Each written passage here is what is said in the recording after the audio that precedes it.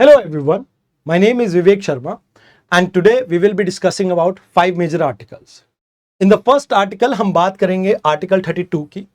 अभी जो हमारे current chief justice of India हैं गवाई साहब, ये अभी अमरावती में एक फंक्शन में थे और यहां पे इन्होंने आर्टिकल 32 की इंपॉर्टेंस के बारे में बताया। तो we will be discussing about this. Second article में हम क्रिप्टो करेंसी के बारे में डिस्कस करेंगे। थर्ड आर्टिकल में हम बात करेंगे कि कैसे हमें रुपी को इंटरनेशनलाइजेशन के ऊपर फोकस करना चाहिए एंड क्या चैलेंजेस हैं हमारे सामने, हम उसको भी डिस्कस करेंगे यहाँ पे। देन प्रिसीजन बायोथ्रोपैटिक्स के बारे में हम डिस्कस करेंगे कि आने वाले समय में कि कैसे हम एक पर्सनलाइज जो हेल्थ केयर है उसको प्रमोट कर सकते हैं इंडिया के अंदर और इसमें क्या अपॉर्चुनिटीज और क्या चैलेंजेस हैं हमारे सामने।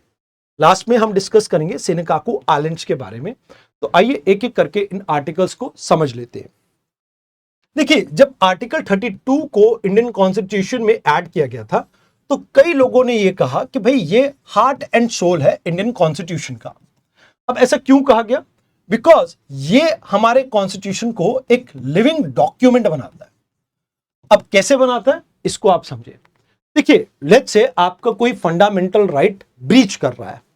अब इस केस में अगर आर्टिकल 32 ना हो तो आप सुप्रीम कोर्ट नहीं जा सकते इसको चैलेंज करने के लिए।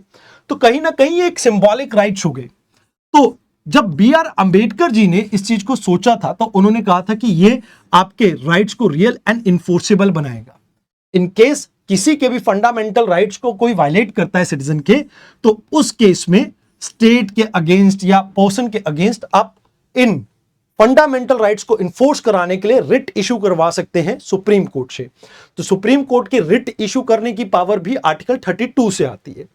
अब यहां पे कोर्ट को यह इंश्योर करना होगा कि वो स्पिरिट एंड ट्रांसफॉर्मेटिव वैल्यूज को अपहोल्ड करे इस डॉक्यूमेंट की, और ये कहीं ना कहीं इंश्राइन है आपके आर्टिकल 32 के अंदर, जो कि रिसेंट टाइम में आपने देखा, चाहे डिजिटल प्रिवेसी की बात हो, स्टेट सर्वेलेंस की बात हो, या फ्रीडम ऑफ स्पीच के ऊपर रिस्ट्रिक्शन की बात हो, डिटेंशन केसेस की बात हो, या इन्वायरमेंटल लॉ की बात हो, इन सब को रिव्यू करते हुए जो जुडिशियल रिव्यू की पावर आती है वो भी आपके आर्टिकल 32 से आती है, जो कि इसको आप ये कह सकते हो एक ऐसा इनेबलिंग प्रोविजन बनाती है जो आर्टिकल 368 को सप्लीमेंट करती है, जिससे हमारा कॉन्स्टिट्यूशन कंटिन्यूसली इवॉल्व करता है। जैसे जुडिशियल रिव्यू के थ्रू ही हमें राइट टू प्रिवेसी देखने को मिला, हमें right to breathe in clean air और इन्वायरमेंट से रिलेटेड लॉ मिले। अब ऐसे ही चीजों को कहीं ना कहीं ये आपकी आर्टिकल 32 अपहोल्ड करती है और इसी वजह से इसे हार्ट एंड सोल कहा गया है कॉन्स्टिट्यूशन का। अब यहां पे ये इंश्योर करते constitutional remedies in case state जो है आपकी ब्रीच कर रहा हो आपके फंडामेंटल राइट्स को। तो ये इंश्योर करता है कि भाई स्टेट की अकाउंटेबिलिटी हम इंश्योर कर सके एंड एक्सेसिव पावर जो स्टेट के हाथ में ना आ जाए, या आप ये देखें कि एग्जीक्यूटिव अपनी पावर को ओवर रीच ना करे, तो उस चीज को एक चेक एंड बैलेंस को एस्टैब्लिश करने का काम भी आपका आर्टिकल 32 करता है। अब इसमें 5 रिट इशू होती हैं, जिसमें जैसे क्यू वारंटो आ जाती है। जैसे लेट्स से कोई पब्लिक ऑफिस को होल्ड कर रहा है तो क्या अथॉरिटी से वो उस ऑफिस को होल्ड कर रहा है, तो इस चीज को चैलेंज किया जा सकता है। यहां पे प्रोहिबिशन की बात की जाए तो लेट्स से कोई लोअर कोर्ट है जो अपनी जुरिस्डिक्शन को ब्रीच कर रहा है, तो उस केस में इसे इशू किया जा सकता है। सर्टरी के बारे में अगर बात की जाए तो यहां पर कोर्ट या ट्रिब्यूनल जिन्होंने कोई इशू किए अपने जुरिस्डिक्शन के बाहर कोई ऑर्डर, तो उसको क्लैश करने का काम करती है। देन मेंडेमस कोई लीगल अथॉरिटी या आप कह सकते हो पब्लिक अथॉरिटी अपने फंक्शन को परफॉर्म नहीं कर रही है, तो उसको यहां पर कहा जा सकता है कि आप अपने फंक्शन को परफॉर्म करो, बट प्रेसिडेंट, गवर्नर और प्राइवेट बॉडीज के अगेंस्ट ये इशू नहीं होगा। हेबियस कॉर्पस आप कह सकते हो कि जहां पे एक पर्सन को डिटेन किया गया इलीगली, उसकी पर्सनल लिबर्टी को इंश्योर करता है, जैसे अभी सोनम वांगचुक के केस में आपने ये देखा होगा। तो अब बात करते हैं आज के सेकेंड आर्टिकल के बारे में। Second article is about crypto scam. अब देखो, सबसे पहले आप ये समझो कि क्रिप्टो करेंसी है क्या, और फिर उसके बाद उसके स्कैम के बारे में बात करेंगे। तो ये एक ब्लॉकचेन टेक्नोलॉजी बेस्ड आपकी करेंसी है जो कि टोटली डिसेंट्रलाइज्ड है। ये एक डिस्ट्रीब्यूटेड लेजर है जिसको कोई भी देख सकता है। अब इसमें आपकी ट्रांजैक्शन एक के बाद एक ऐड होते हैं, जैसे एक ब्लॉक ऐड होता है। बट प्रॉब्लम इसमें यह है कि ये गवर्नमेंट के कंट्रोल में नहीं है। मतलब आप ये मान के चलो कि टोटली डिसेंट्रलाइज है। जैसे आरबीआई के पास पावर है कि भाई वो करेंसी को कैसे एक इकोनॉमी में फ्लो करती है, इंडियन इकोनॉमी में उसको कंट्रोल कर सकती है। बट इस केस में ये पावर आरबीआई के पास नहीं होगी क्योंकि ये टोटली डिसेंट्रलाइज है। ऑल्दो इसमें किसी भी तरह की मैनिपुलेशन नहीं हो पाती, बिकॉज आप ये कह सकते हो कि लेजर सबके पास अपडेट होता है, तो किसी भी तरह की हैकिंग इसमें पॉसिबल नहीं है। तो लोग इसे इन्वेस्टमेंट के तौर पे यूज करते हैं, ट्रेडिंग के तौर पे, पेमेंट के तौर पे, एंड इवन स्पेकुलेशंस के लिए, प्रॉफिट के लिए यहां पर इसको यूज करते हैं, जैसे शेयर मार्केट में पैसा लगाया जाता है।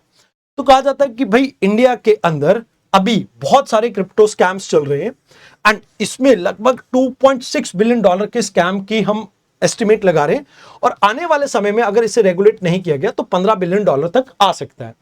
तो वैसे जो आपका इसको आप ये कह सकते हो कि ये फाइंडिंग जो है ईडी, आरबीआई, ग्लोबल रिपोर्ट्स और बहुत सारे इन्वेस्टिगेटिव केसेस के पैटर्न के अकॉर्डिंगली हमने देखा है। एंड क्योंकि इंडिया के अंदर लीगल वैक्यूम है, जहां पे आप ये देखते हो कि कोई कॉम्प्रिहेंसिव लॉ एग्जिस्ट नहीं करता है, इस वजह से ये प्रॉब्लम ज्यादा देखने को मिलती है। अब होता क्या है, इसमें एक फेक वॉलेट या डमी एक्सचेंज क्रिएट किया जाता है एंड लोगों को यहां पर भरोसा दिलाया जाता है कि उनको बहुत अच्छे रिटर्न मिलेंगे। मतलब फॉल्स प्रोमिसेस की जाते हैं गारंटीड रिटर्न के, या कई बार डीप फेक के थ्रू मिसलीड किया जाता है इन्वेस्टर्स को, फेक सेलिब्रिटी इंडोर्समेंट दिखाई जाती है। एंड इसमें ज्यादातर केसेस में सोशल मीडिया जैसे टेलीग्राम या व्हाट्सएप ग्रुप के थ्रू भी या इंस्टाग्राम ग्रुप के थ्रू भी लोगों को अट्रैक्ट किया जाता है, जिससे एक बार ही लोग पैसा डालते हैं और ये पंप एंड डंप स्कैम के थ्रू, यानी पैसा लिया और भागे, इसके थ्रू लोगों को फ्रॉड करते हैं।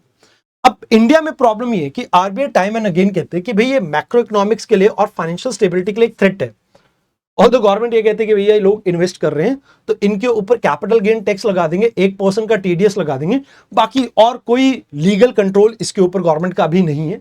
हाँ, इन केस अगर कोई पर्सन टेरर फंडिंग के लिए, मनी लॉन्ड्रिंग के लिए या किसी और चीज के लिए क्रिप्टो करेंसी का इस्तेमाल कर रहा है इलीगल पर्पसेस के लिए, तो उसको कवर किया गया prevention of money laundering act के अंडर। तो ये चीज यहां पर हम कंट्रोल करते हैं। अब कहा जाता है कि भाई आरबीआई जो है ये प्राइवेट क्रिप्टो करेंसी के क्यों खिलाफ है, तो कहते हैं कि भाई जो आपकी सॉवरेन रुपी है उसके साथ कॉम्पीट करेगा एंड इससे रुपी और ज्यादा आप ये कह सकते हो नीचे जाएगा, डी डॉलराइजेशन का रिस्क इंक्रीज हो जाएगा। मोर ओवर ये मनी लॉन्ड्रिंग जैसी एक्टिविटीज को प्रमोट करता है एंड इवन मॉनेटरी स्टेबिलिटी जो कि हमारी मॉनेटरी पॉलिसी के ऊपर डिपेंडेंट है उसको भी डिफंक्ट कर देगा ये। अब व्हाट हैपन विदाउट रेगुलेशन, तो कहते हैं कि भैया इंडिया आज के डेट में एक हॉटस्पॉट बन चुका है इस तरह के फ्रॉड्स के लिए, जहां पर जो इन्वेस्टर्स है वो कॉन्फिडेंस लूज कर जाएंगे एंड कहीं ना कहीं जो क्राइम्स है उसके अंदर इसका यूज और ज्यादा इंक्रीज होगा, जिससे मैक्रो इकोनॉमिक इंस्टेबिलिटी, क्योंकि ब्लैक मनी भी इससे जनरेट होगी तो वो कहीं ना कहीं मैक्रो इकोनॉमिक स्टेबिलिटी के ऊपर असर डाल सकती है। दीज आर द थिंग्स जो आपको यहां पे याद रखनी है। अब बात करते हैं कि इंडिया को डीपर टाई बिल्ड करने की जरूरत है, अपनी रुपी को इंटरनेशनलाइजेशन की तरफ लेके जाना है। तो व्हाट इज रुपी इंटरनेशनलाइजेशन या करेंसी इंटरनेशनलाइजेशन? तो कहते हैं एक सिंपल सा फंडा है, जब आपका पैसा यानी आपका जो रुपी है वो trade settlement, investment, financial transaction या रिजर्व होल्डिंग के लिए अदर बैंक्स यूज करने लग जाए या वो स्टोर करें इसे, तो कहीं ना कहीं आप ये कह सकते हो कि ये आपका करेंसी इंटरनेशनलाइजेशन के अंडर आता है। जैसे हम अपने जो फॉरेक्स है उसमें यूएस डॉलर को, यूरो को, यान को एंड युआन को मेंटेन करते हैं, ये कहीं ना कहीं करेंसीज आपकी इंटरनेशनल मॉनेटरी फंड की बास्केट में भी आती है और ये करेंसी वाइडली यूज भी होती है, इजिली एक्सचेंज हो जाती है। तो कहते हैं अभी आरबीआई कह रहा है कि हमें एक कॉशियस अप्रोच लेके चलना चाहिए, रुपी इंटरनेशनलाइजेशन के ऊपर हमारा फोकस है बट लॉन्ग टर्म फोकस है। तो कहते हैं कि भाई हमें अपने ग्लोबल ट्रेड को इस तरह से मैनेज करना होगा जिससे हम प्रमोट कर सके रुपी, ताकि वाइडली एक्सेप्ट किया जा सके as a international trade currency. तो कहते हैं कि भाई देखो इसमें सबसे बड़ी बात ये होती है कि आप खुद से ये नहीं कर सकते हो, आपकी करेंसी तभी लोग अपने आप ये कह सकते हो कि सेंट्रल रिजर्व में मेंटेन करेंगे जब ये स्ट्रांग हो, स्टेबल हो और एक आप लार्ज इकोनॉमी हो जहां पर आपकी फाइनेंशियल मार्केट अच्छे से डेवलप हो चुकी हो एंड आपके ओपन कैपिटल अकाउंट हो एंड मोर ओवर आपकी मॉनेटरी एंड फिस्कल पॉलिसी के अंदर लोगों का विश्वास हो। अब यहां पर अगर आप इस चीज को इंश्योर करते हो तभी लोग आपकी करेंसी के अंदर इन्वेस्ट करेंगे। अब कहते हैं, कहने को तो इंडिया 4th लार्जेस्ट इकोनॉमी है, हमारी एशिया, मिडिल ईस्ट और अफ्रीका में ट्रेड काफी इंक्रीज कर रही है। एंड 2022 से ही हम पुश कर रहे हैं कि हम रुपी ट्रेड सेटलमेंट मैकेनिज्म को बिल्ड कर सके। बट यहां पे आरबीआई भी थोड़ा रिलक्टेंट है, क्योंकि इससे फाइनेंशियल इंस्टेबिलिटी आ सकते हैं। बट उसके अलावा भी यहां पे हमें और चीजों के ऊपर फोकस करना होगा। जैसे फिलहाल के लिए हम क्या कर रहे हैं, बायलैटरल ट्रेड सेटलमेंट को ग्रो करने की कोशिश कर रहे हैं, जहां पर India became a major buyer and supplier, जहां पे हम कोई चीज खरीद रहे हैं तो उसके लिए रुपये में पेमेंट कर दी, अगर कुछ सप्लाई कर रहे हैं तो उसकी रुपये में पेमेंट ले ली।